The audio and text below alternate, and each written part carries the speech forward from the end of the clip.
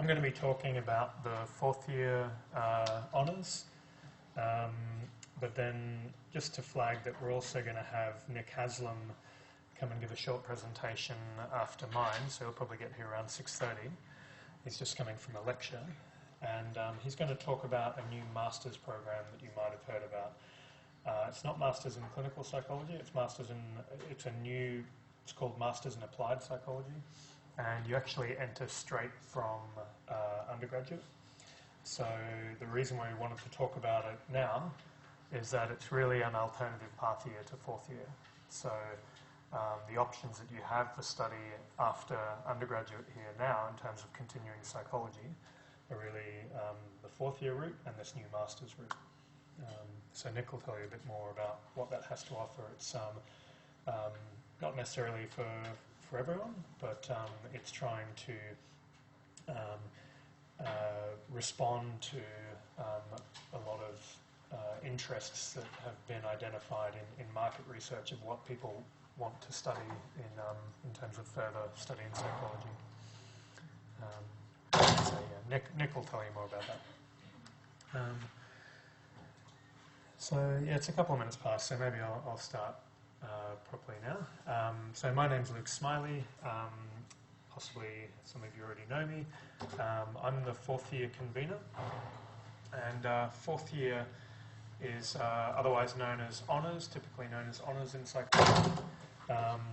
But it's also the same as the graduate diploma advanced in psychology. So I'm just going to refer to fourth year to capture both honours and the graduate diploma advanced, but I'll kind of touch on that as we go along. Here's a bit of an overview of what I want to talk about. Firstly, you know we have a fourth year program, but I just want to say a couple of things about what I think we offer and why you might want to do fourth year here at Melbourne. I want to give a bit of a preview for what the fourth year experience is like, specifically how it's quite different to undergrad, and tell you a bit about the program, how it's organised, the subjects, the structure of the different modules that you'll complete during fourth year. Tell you what happens. A large part of fourth year is a research project that you're working on, so I'll tell you a bit about how that all works, and then we'll get to basic issues about the admission, how you calculate your entrance score, where you can go online to get more information, and how you apply. And then there'll be time at the end for questions. Okay. So first of all, why do fourth year here? Well, I mean, different places offer different experiences, and we have, for a number of years, one thing that is maybe Mark does, at least in the local area, is research excellence, and I think that's possibly one thing that we offer in terms of a fourth year experience, given that so much of the fourth year is focused on research and working one-on-one with a supervisor or sometimes a team of researchers. There's an opportunity to get involved in some of the research, which is indeed what the school has been recognised for, and has been recognised in terms of rankings and high success in attracting research funding. That's maybe one of the things I'd say that marks Melbourne in terms of why you might want to undertake your fourth year in particular at Melbourne. We have a large body of staff which spans most areas in psychology, I think. We've got personality, social, developmental, cognitive, clinical, an expanding set of, I don't mean the people themselves are expanding, we're expanding our range of our expertise in quantitative and mathematical psychology, and we've got neuroscience and so forth. So most areas in psychology are covered, not all, but it's a fairly good range. And then that expertise is further expanded by various partner organisations that we have. So roughly 20% of honours students end up doing a project which is in collaboration or entirely under the carriage of an external supervisor. always in collaboration with an internal supervisor, but sometimes based in one of these external partner organisations such as Centre for Youth Mental Health, other schools and departments in the university. And this experience, I think, given that a major aim of fourth year is research training to prepare for either a career in research or a career in practice, drawing on the scientist practitioner model.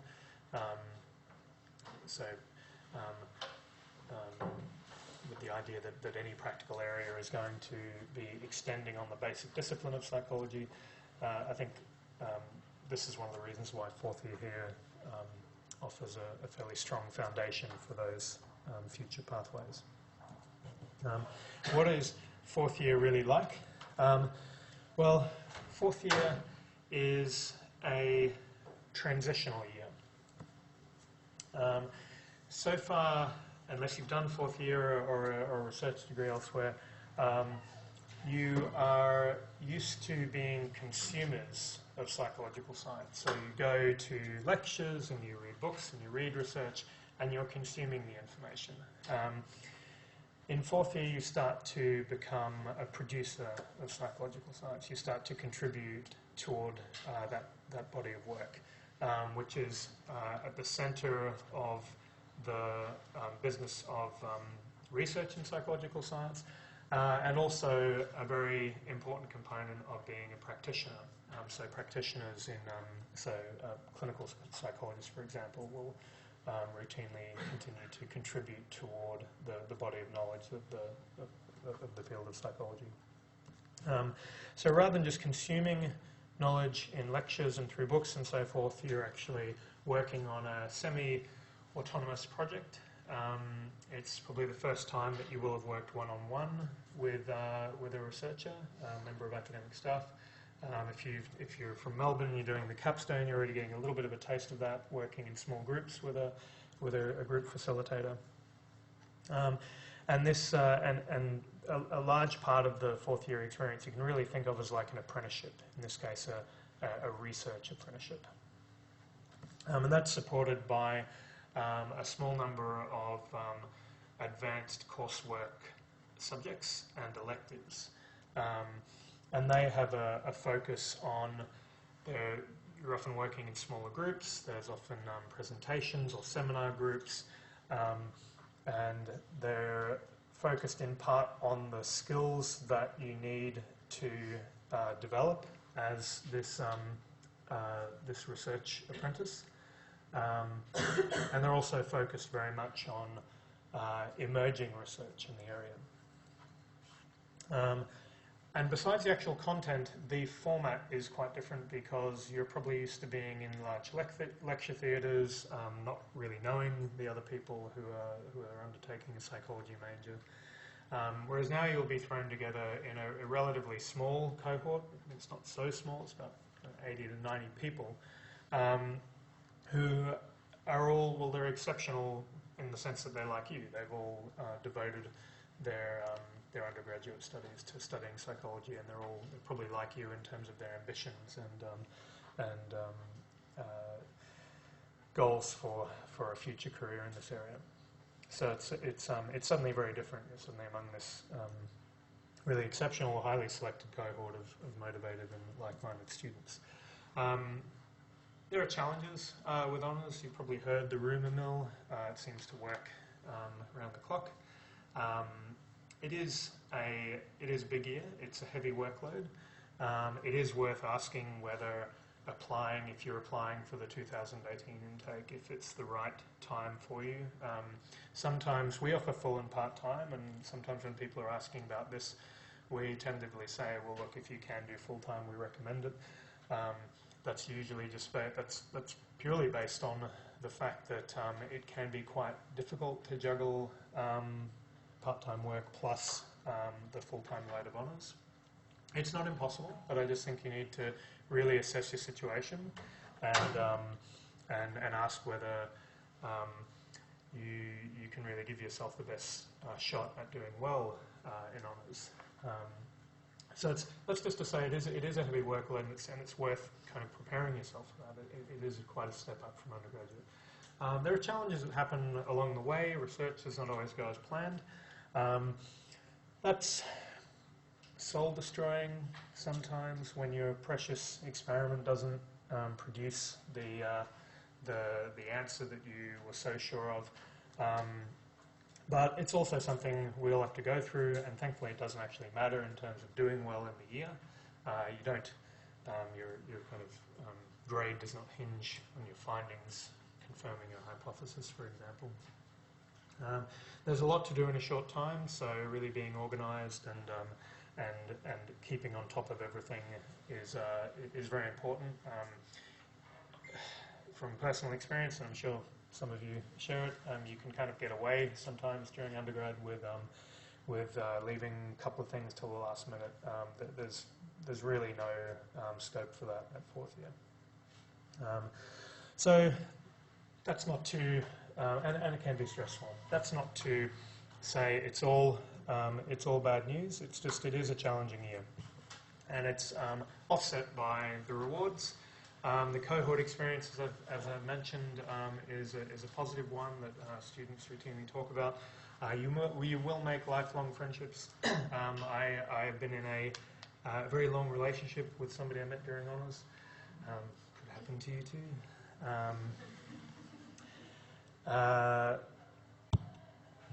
Suddenly worried the microphones went on there. It's very rewarding to make this transition from the consumer to producer of psychological science. You can kind of experience the discovery of something new, the discovery that something we thought was the case isn't the case, finding something interesting that we didn't expect. And of course, you're paving the way toward interesting career options via PhDs or masters or indeed other routes. And as I said, Nick Haslam, Speak of the Devil, will be talking about one of these other pathways after I'm done. And those other routes, PhD is usually where people go if they're interested in a research career. A lot of people during honours, once they get their hands dirty with research, suddenly realise they're quite interested in it. And then there are the kind of masters in clinical and clinical neuropsychology that are offered here and elsewhere. So how's the program organised? The first thing, as I mentioned very briefly, a little bit of a confusion, and this is quite different to other institutions, other psychology schools. That in our school, there's no difference between honours and graduate diploma in psychology advanced in terms of what the degree entails. They're just two different entry points. They have the same selection standards. You're not in two different streams. In the same classes, both APAC accredited, both Commonwealth supported. And this is unlike many other schools and departments. So you may kind of be exploring options elsewhere as well and see that a graduate diploma is a slightly different thing to honours. That's not the case here. Honours and graduate diploma advanced, graduate diploma in psychology advanced are the same. And they're just two different entry points. You have to apply for the graduate diploma in psychology advanced. If you haven't got a Bachelor of Arts or Bachelor of Science with a major in psychology, you might have done your major via a graduate diploma. Are there any graduate diploma students here? Yeah, so if you've done the graduate diploma, you apply by the graduate diploma advanced. It's also necessary to apply for that if your Bachelor of Arts is more than 5 years old, or your bachelor degree if you did your major in psychology through a degree that's not either arts or science. And if you're sort of puzzled about which entry point, which one you need to apply for, we can address that in questions later. Okay, the program structure. As I mentioned, there's this supervised research project that's 50 credit points. That's half the loading of the fourth year load. And then there are two core subjects, that's subjects everyone takes and they're in first semester. and then 2 advanced elective subjects, which you pick from, I think there are currently 4 on offer, and I believe that's the case next year as well. The research project has 3 assessment stages. You're working on it all through the year. In the middle of the year, you submit a 3,000-word draft introduction. This is a hurdle requirement. It's an opportunity to get feedback. It's also turns out to be a useful means of ensuring that you're continuing to write your thesis during the year. That seems to be a useful thing that we have there. In around about August, September, kind of this time of year, a little bit earlier, we have a mini conference, which is a week where you and your peers in 4th year will present a kind of status report of your work in progress and explain what your research is all about, how you're going to test your hypotheses, where you're up to at the moment. Again, it's a hurdle requirement. It's a good opportunity to get some feedback on how you're approaching your research and what kind of analyses you're undertaking and so forth. And then finally, there's a 9,000-word empirical report due in October. I don't know why I have the date specifically there. I have no idea what the exact date is, but it's due in October. This year it's the 20th. It'll be something similar in 2018, and it's 100% weighting. The draft introduction is read by the primary supervisor. It has to be assessed at least a pass mark or an H3, 65%. But other than that, it's a hurdle requirement. You get feedback. This seems like a strange thing at first, but I think it turns out to be quite positive, because if you're on the wrong track, then you have an opportunity to turn things around. Some places, and we also did this briefly, this was assessed, and that can be quite troubling for a large component of your research project. If you don't get a mark that you're hoping for in mid-year, it can cause anxiety going forward into 2nd semester. So we have this as a hurdle requirement. The empirical report that's due in October is assessed by 2 members of staff, independent members of staff who weren't involved in the research project. The supervisor has input on drafts for all sections of the report, the introduction, method and results. They don't provide feedback on the discussion. The core subjects that you undertake in the 1st semester are a statistics course, advanced design and data analysis. It builds on your undergraduate statistics. For many of you, it's kind of crucial information and skills equipping you to actually undertake your research project. And then there is a subject called Theories in Professional Practice, which covers a range of issues, including the historical context of psychology, ethics. It also has some practical components around interviewing, for example, as in a counselling context. Talks about the scientist practitioner framework, the idea that science and practice of psychology is a process that goes hand in hand. Science informs practice. Practice builds on the discipline and contributes back. So those are the core subjects. And then in semester 2, there are 4 elective subjects. These are what they'll look like next year, covering developmental, social, neuroscience, and models of psychological processes, effectively a kind of mathematical models of psychological. It's just what it says there. It's mathematical models of psychological processes. These focus very much on emerging research. They often have a seminar format. I'm running one tomorrow in this one that's effectively a workshop showing how to collect and analyze EEG data.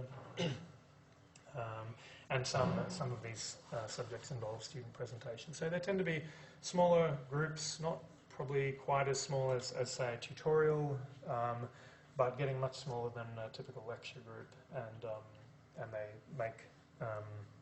they take advantage of that smaller format.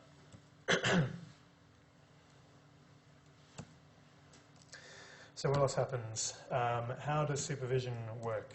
Better than my animations, hopefully. How do you get a research project? Students are matched to a supervisor using a ranking system. If you're admitted, you'll find out about that sometime in December, and you'll be sent a list of available supervisors and projects during December. And you just have to respond to indicate if you accept the offer and rank your preference for projects and supervisors to work with.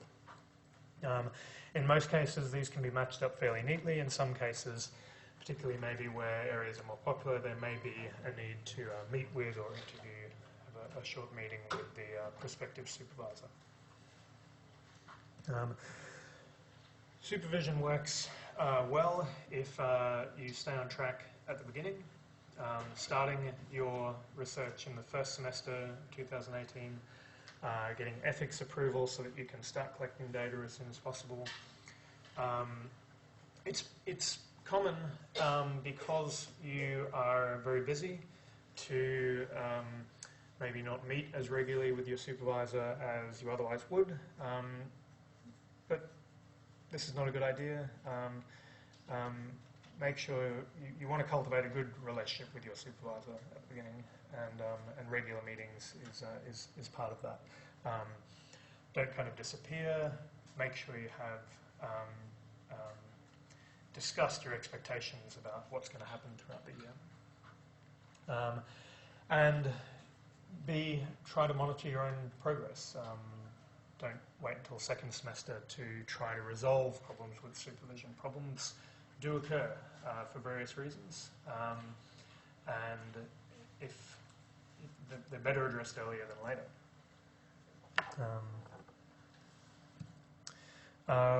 What are some example projects? Well, in general, a big point of anxiety, you're so used up till now to your assessment, you're all working on the same assessment pieces. There's complete equity in terms of what work it is that you're undertaking. It gets a bit different when you undertake a research project in fourth year psychology for the mere simple fact that no two projects are alike. So this can sometimes be a source of anxiety because you notice that someone else's project seems a bit more important or complex than yours. But this is just what it's like every year, and it shouldn't be a concern. It's just something to be aware of, that every project's going to be different. And every supervisory relationship's going to be different because people have different supervisory styles. Some supervisors have large labs, and often there's a lot of group meetings and a lot of collaboration among people in the lab, a lot of helping one another with collecting data, pooling resources. With others it might be more one-on-one. None is better, and certainly a lot of people are interested in, very concerned about the content of their project and whether it will set them up for what they want to study next, which is often Masters in Clinical Psychology. No project at all gives you any advantage or disadvantage in terms of selection into clinical programs. Here are some example projects from the last year or so. So High Achievers, that was a project about using drugs for cognitive enhancement reasons in a university context. Is acting extroverted good for you? There was an intervention looking at whether people engaging in counter-dispositional behaviour would benefit in terms of well-being. That was one of my projects, why I know something about it. The influence of daily stress on disordered eating. I imagine that was about how daily stress impacts on disordered eating. You can see I don't know so much about these. Coping in anxious solitary children. We have a staff member here who's sort of expert in anxiety in children, particularly this anxious solitude form of anxiety. And my favourite, the processing of extraneous dimensions in integral stimuli. Just what it says.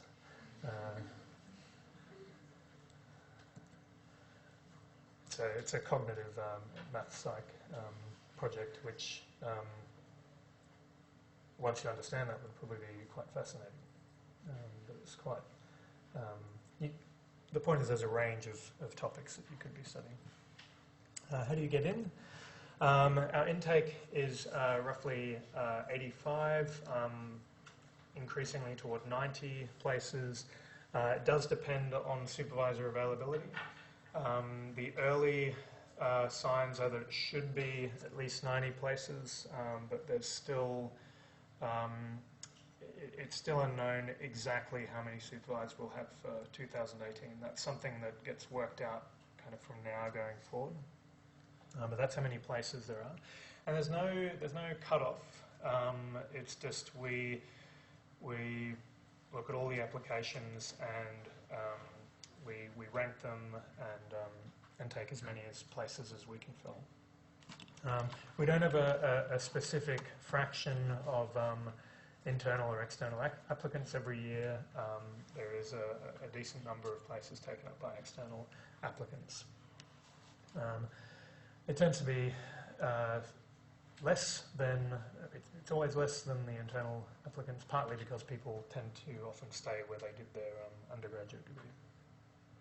And the prerequisites are simply the APAC accredited 3-year psychology sequence and a completed undergraduate degree. How you're ranked is just based purely on academic performance. Your entry score, that has been recently in the high H2A range. And that formula there tells you exactly how to calculate your entry score. So you can kind of calculate it right now and see how you're travelling. You can see what it does is it reflects your grades in level 2 and level 3 psychology subjects only, and there's a weighting of the third year psychology subjects weighted twice as heavily. So if your level 2 average was 70 and your level 3 was 80, if you worked out this formula by doubling the level 3 average, adding it to the level 2 and dividing by 3, you'd be in that H2A, you'd be getting into that H2A range. Just a few extra points. There are no deferred places. You have to either accept your offer or reject it, and you can reject it and then apply again the next year, but you can't defer. You can't say, well, I'll accept it, but I'll hold that offer until 2019, 2020. There's no mid-year entry. We only have the one entry point. Part-time study is possible. As I said, though, part-time study is something that we wouldn't strongly recommend, just because it is a high workload and it can be difficult to balance the workload of fourth year and, for example, part-time work. So if you're in a situation where you're considering part-time study, think about whether it's the best way to do it for you, and come and ask questions about it, whether try and get our impression as well as to whether you will be in a good position to manage the workload. All local places, whether you're coming in via honours or graduate diploma advanced, are Commonwealth supported. And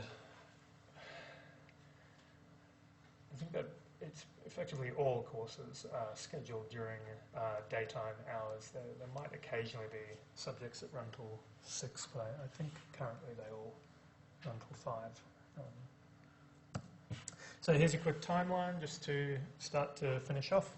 On October 31st in 2017, okay, that's managed to not be updated for a while.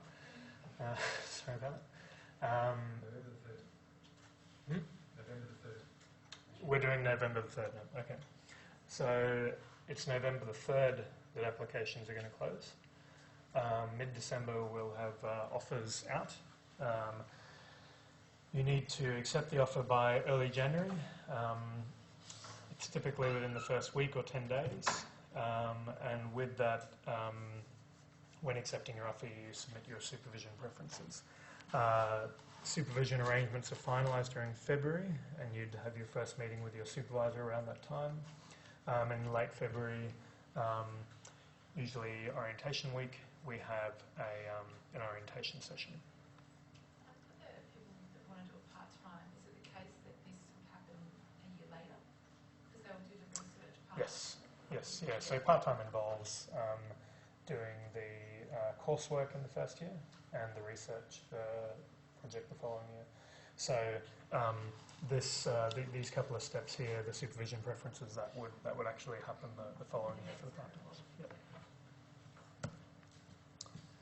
Okay, so for more information, there are various websites that you can look at.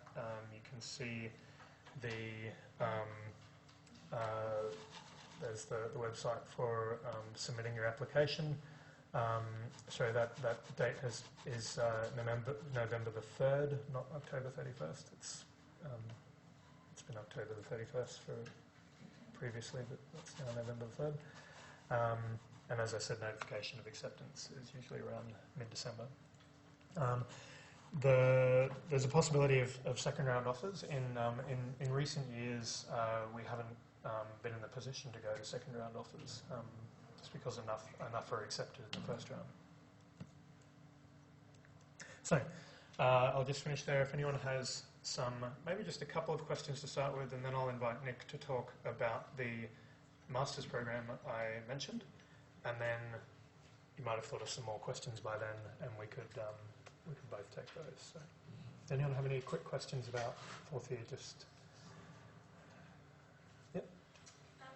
In terms of waiting a year to apply, like the next year after that, Mm-hmm. Do you find that the score has increased over the years, or it's stayed about the same?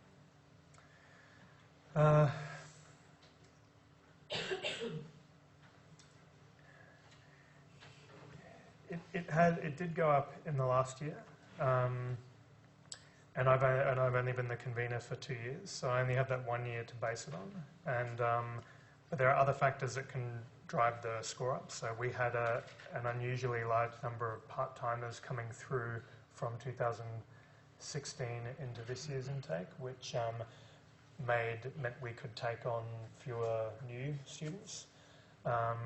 It's hard to say. I mean, I would expect that the score, if anything, is going to trend upward, but as I understand it, it's been in that high H2A range for some time now.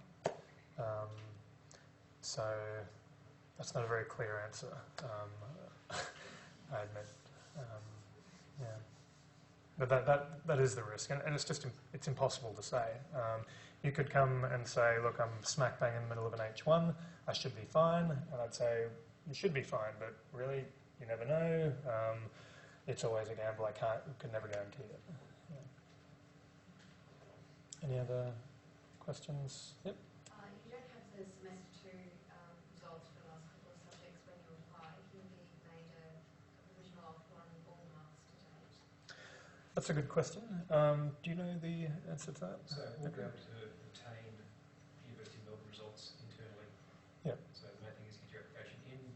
Most applicants won't have their final results. Right. So if you're at another university, if you're not a Melbourne university student. So if you can get your final results to us as soon as possible, as soon as they're released, so email those through.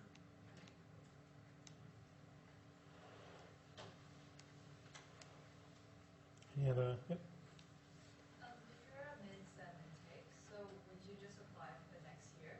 But is there like a set time you can apply, or you can just apply as soon as you graduate? You can apply as soon as it's there, but yeah, it's every year the application is due around the end of October. So yeah, if you're finishing in the middle of next year, you just apply the end of October next year. Is there semester breaks in between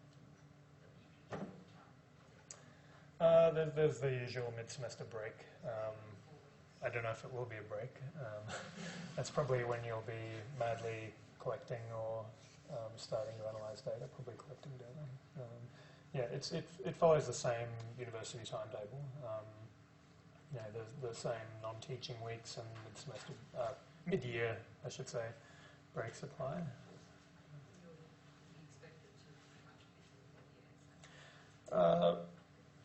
There's no formal contact hours, but I'm just saying it's likely that that you would not be having 4 weeks holiday in the middle of honours. I mean, you could try. I think, I would prepare for a fairly busy year. Yeah.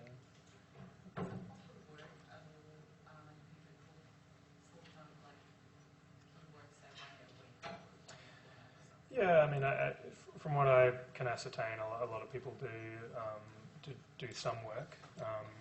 What I was suggesting might be difficult. So, for example, I've had a couple of students who've worked 3 days a week, and they're enrolled part-time.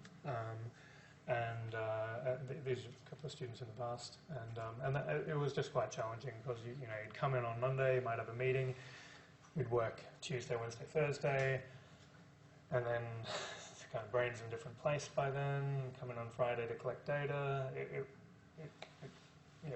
can make it quite challenging. It doesn't make it impossible, but it's just if you have any control over your circumstances, I suppose, and the ability to say, well, this is the right year, or maybe next year will be better. It's just something to think about. So one more, and then I'll hand over to Nick. How many people roughly would you say apply each year?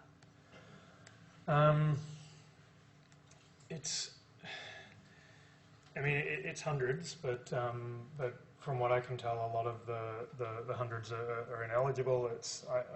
I don't have to hand the exact final shortlist that 80 to 90 would be selected from.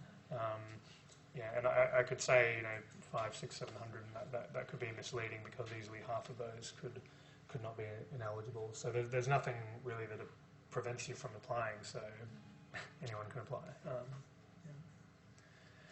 So maybe I'll hand over to Nick, and just hold your questions. I can hang around and take a few more questions after Nick's talked about the master's program.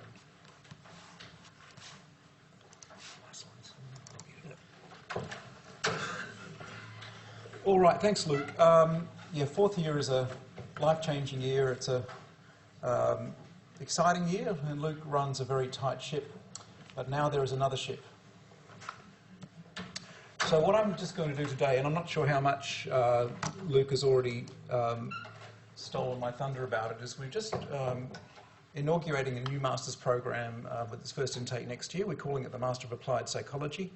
And it's directed at people like yourselves.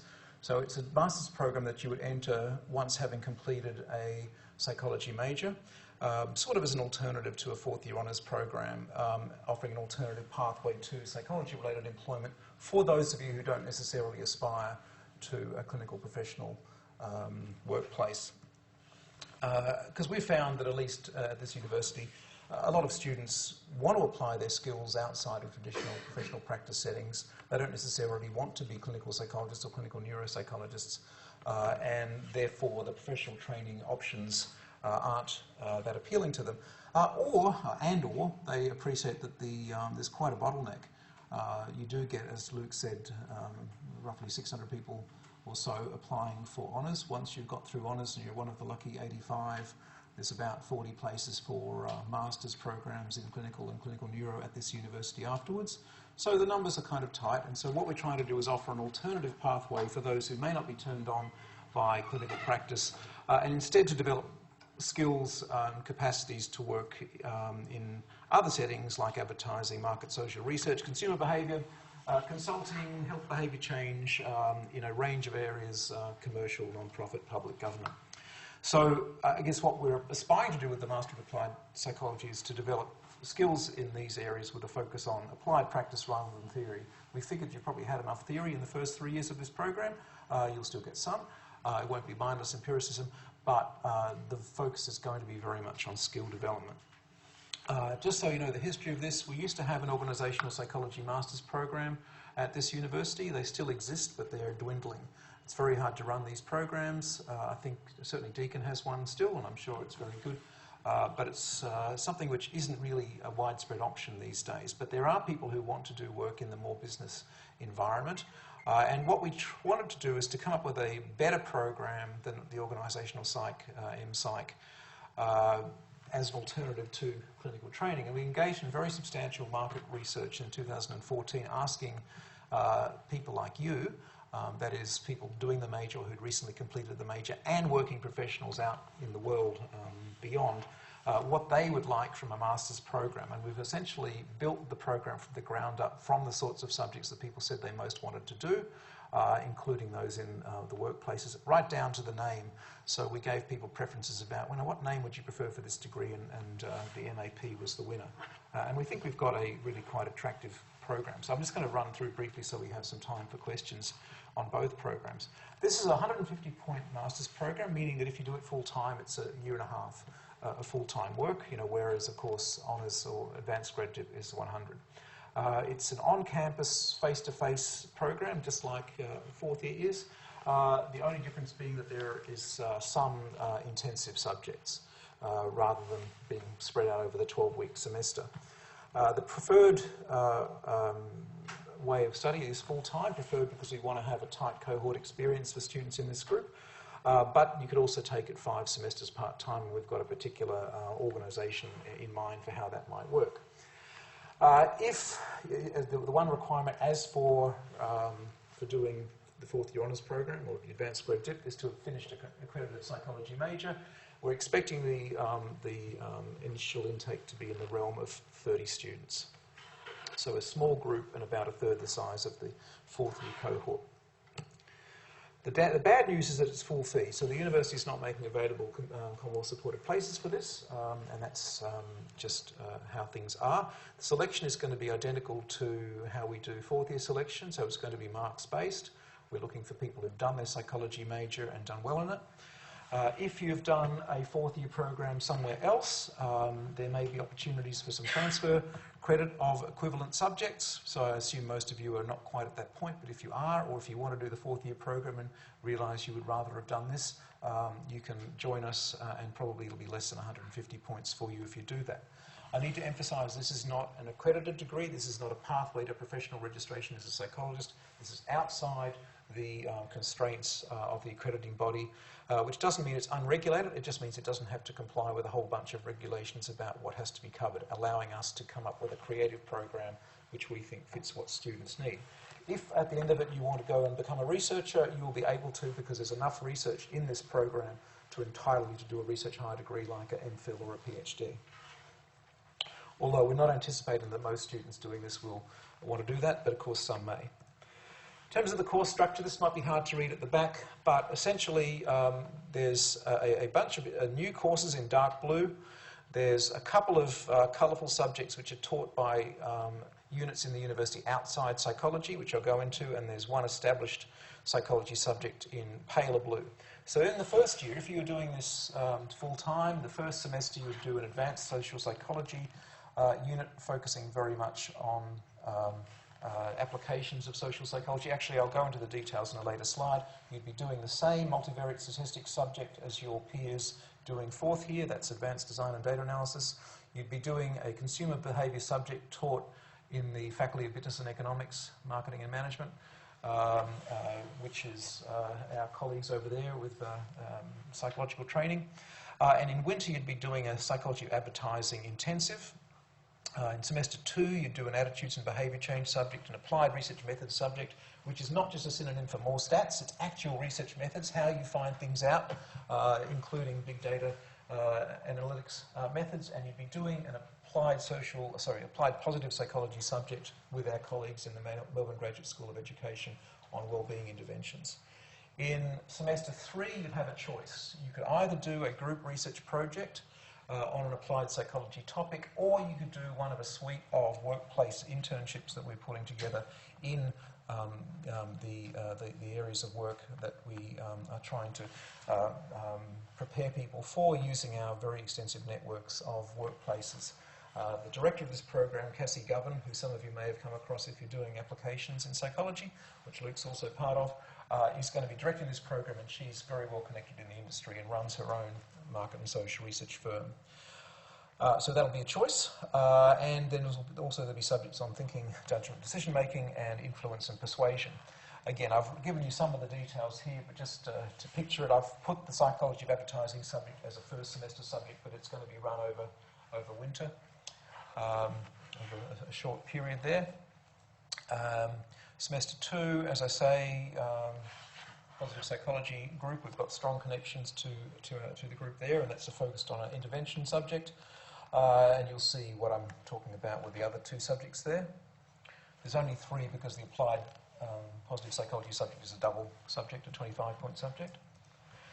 And yeah, again, there's the summary of the semester 3 options. And of course, this will be changed for people going part-time, but that's how it would be under the 3-semester full-time approach.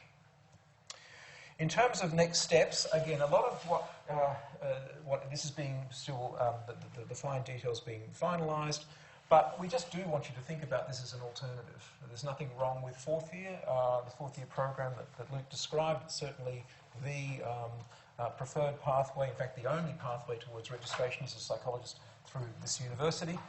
It's what you need to do if you want to become a clinical psychologist or a clinical neuropsychologist, or if you want to do professional practice of that sort. But we think this is a sort of useful alternative for those of you who might want to do something a bit different. There's going to be a range of electronic resources making clear some of the other logistical details, but I think we can rely on the application process being identical more or less to what will happen for fourth year, same deadlines, same results formula, selection formula, and things of that nature.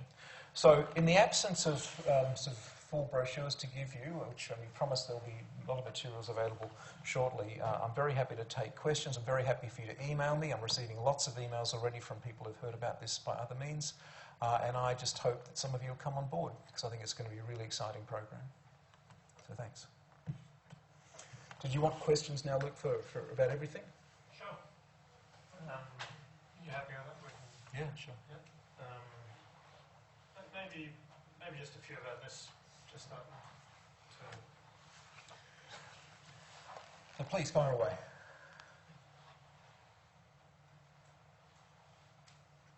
Thanks. No. This is the goal is to have just a single entry, just like with the fourth year. It's going to be in many ways just parallel to the fourth year, and not just parallel, but also intersecting through that advanced design and data analysis subject. So we intend to have just the one entry.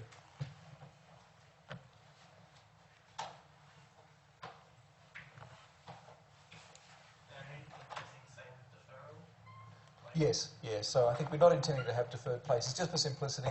Again, we've got no idea about what the cut-off will be, because it's the first time we've run this. We don't know the level of appetite in the marketplace for it, although we know that, at least when we did the market research, there were a lot of people interested. So again, we don't have a policy yet on deferral, but we were assuming probably not.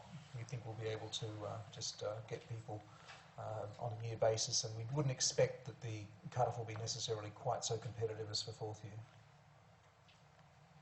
So we might not have as much reason to worry about creeping upward cut-offs.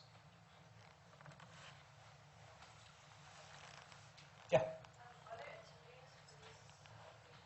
No, this is going to be marks-based, so it's not completely akin to the interview process you'd go through for MPsych. So the MPsych has the very grueling, substantial interview process, and that's largely because you're preparing people for professional training where that's essential, and also they've got smaller intakes than we'll intend to. So the short answer is no, we may in future years, but this year it's purely going to be marks-based.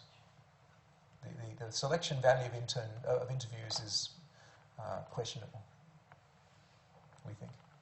That's what the data says. Yeah? How much flexibility do you have with the intervention? Well, all I can say is at this point, Cassie has worked out about 25 different internships. Some of them are with places like Cancer Council, who do social research on health behaviour change. Some of them are market research groups. Some of them is Victoria Police. We're working on arrangements with some of the kind of behavioural economics nudge units that are cropping up all over Australia. So there's a range. I can't give you a full listing at this point, but there will be a lot of diversity. This won't be happening until approximately 16 months from now, the first one actually rolling out. It'll be first semester 2019. So we'll make sure that there's more clarity on what's available as that time approaches and the exact format of it. But there's going to be very diverse ranges of things, and they're going to be carefully vetted before we release students into them.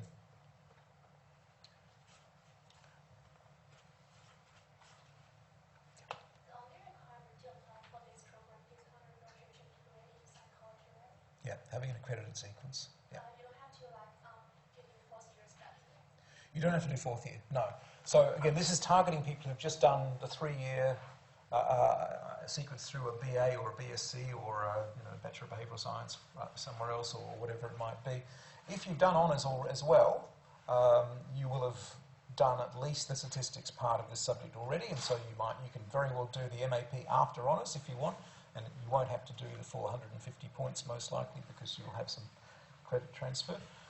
And we anticipate that there might be some people who want to do this after honours. They want to not necessarily go off and become clinicians or researchers, but the target market is people who've got 3-year degree or the graduate diploma, the accredited major only. Yeah. I might have missed it, but does it lead to clinical master? No. So if you want to get into clinical masters, you need to have an accredited 4th-year program. So if you want to get into clinical masters, you need to do Luke's program. This isn't a battle between us, by the way.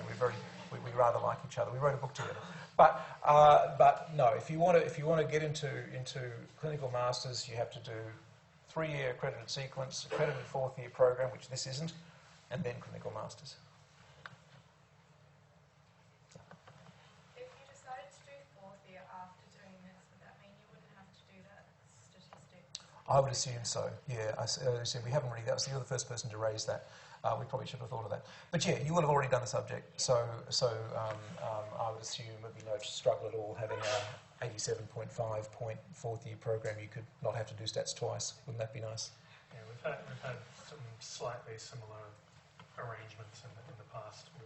There have been kind of exceptional circumstances, but that would seem reasonable. Yeah. Maybe if people have questions for both programs, or you don't have to ask questions for both, but either programs. So for the consumer behaviour subject, is that the same subject as the level 2? No, it's a master's level. It's 9,000. I don't know the subject number. The subject number will actually be up there. It's not the same, but it's 9,008. It's for their Masters of Marketing program, so it'll probably have some overlaps, but more advanced. Are you thinking about maybe expanding the cohort to sort of more than 30 in future years? We don't know. So I think I think we're taking seriously the idea of having a good cohort experience, and as soon as it becomes too large, you lose that. And so it's not just an exercise in trying to cram as many people through as possible. Of course, also, we think the internship's a major selling point of this, and it's hard to scale up internships in a meaningful way and have good quality control. So am I going to say it's not going to grow beyond 30? No, I'm not going to say that. But we want it to be a meaningful, intensive cohort experience which people actually enjoy and don't feel it's just for more undergrad. So again, very hard to say. There's also a small possibility that more than 2 years in advance there could be an online version of this, fully online. That's not my personal preference didactically, but that would be in parallel to the on-campus one. So we may, when we asked students, they said they would ideally like mostly face-to-face on campus, maybe some intensives, maybe a small amount of blended learning with a bit of online. This is currently not online at all. There might be that version alternatively in future, but that'll probably be marketed largely to people out of state. So the short answer to your short question is may grow slightly, but we don't think much.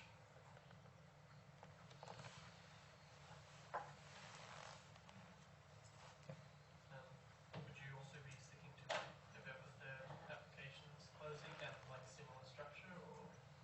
I believe so. That's our default, is it? We're going to assume that we follow the same timing as for 4th year? There may be some more flexibility in that. Okay, so there may be some flexibility, but yeah, we will have definitive information on this shortly, but work on that assumption. It won't be before then. How much does it cost? You said it was full fee. Yeah, we don't, again, that will be released as well. I don't have a final number on that. That's not entirely up to us to set, but it'll be comparable to other University of Melbourne comparable master's programs. So if you want to look at what is up there, you'll get a sense. Sorry, I can't give you a final number on that.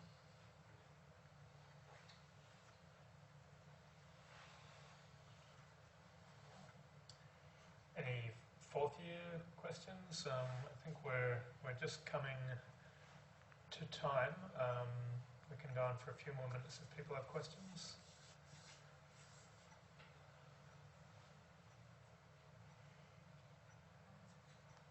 If I'm planning to do a PhD, in terms of fourth year, is it better to choose a subject, like a topic that's sort of an area I'm planning to do No. a PhD?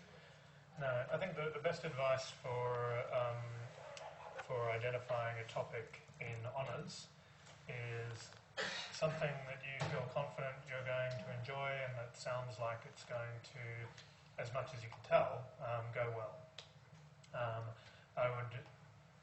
Most people I know, myself included, who do research in psychology, did an honours degree in an entirely different area, did their honours thesis in an entirely different area. And the same also goes for clinical. I've heard from the folks here on the clinical programs, they have said point blank, it doesn't matter what you did your thesis topic in. What's important is the process of doing a research project. It's not the content. So yeah, definitely keep that in mind. Could you give an idea of how many hours each week would be, how many contact hours we have each week? Sorry, in honours then? Well, so each semester you'd be doing 2 subjects. Those subjects would each account for somewhere in the neighbourhood of, depending on the subject, 2 to 4 hours. So you might need to be in for your coursework. Typical student would need to be here about 2 days a week, and then it depends on the demands of your project. So some people are having to collect participants where they have to be in the lab, and that will require many extra days where you'll have to be. But there could be other data collection arrangements.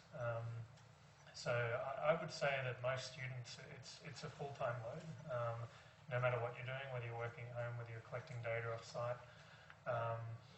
But in terms of what you might expect in terms of when you physically need to be in here, it might be as few as 3 days, 2 days, possibly 3. And depending on your project, it might be feasible for those hours to be quite flexible. So, I've had students who would collect data on the weekend because that was the time that the lab was least busy. So they'd often maybe not be here a day or so during the week, but be collecting data on the weekend. So it varies a bit as well. Do all students get their own desk? No. No. There are computer labs which are predominantly for honours students still. Yeah. Yep. So there are your supervisor will have lab space, and it differs for different labs. But in my lab, for example, the honours students work in the lab alongside the PhD students. Other labs, that's not feasible because of the nature of the work being done in there. So there will be resources for you to work at of some form, but you don't get kind of a desk or an office. That's kind of definitely yours. Lots of outside space.